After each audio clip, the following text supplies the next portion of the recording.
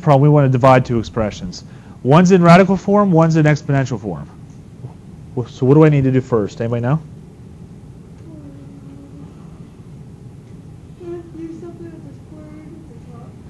Okay, so we have something with the square root at the top. Well, I don't really want to touch that yet. What are you going to say?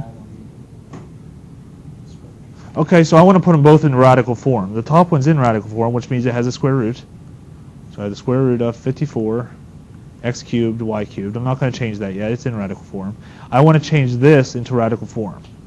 So if you remember back to the beginning of the year, probably chapter 2-ish, we converted exponential expressions into radical expressions. Whatever we're taking to the fractional exponent goes underneath the radical, so 3xy squared. The denominator is our root. The numerator is our exponent.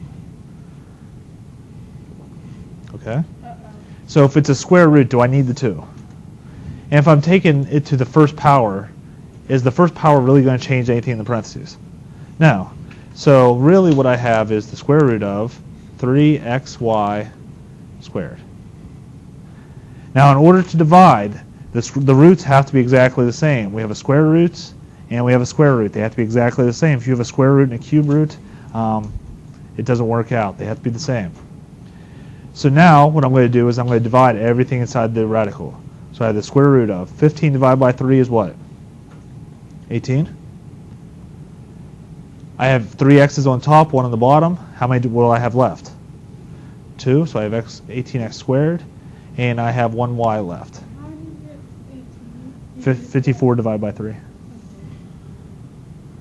then we got our x squared because we got rid of 1 x on the bottom. Right.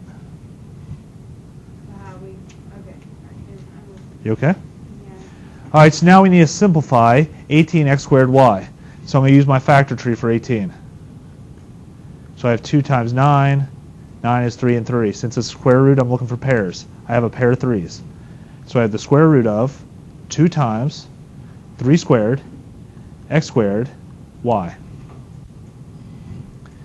Can't take the square root of 2 evenly, so I'm going to leave the 2 alone. So I'm going to leave that underneath the root. Square root of 3 squared is 3. Square root of x squared is x. And the 2 and the y stay underneath the radical. Now if it's an even root, what else do I need to do? Has to be an absolute value of x. It's the square root, it's an even value, so it's the absolute value of x.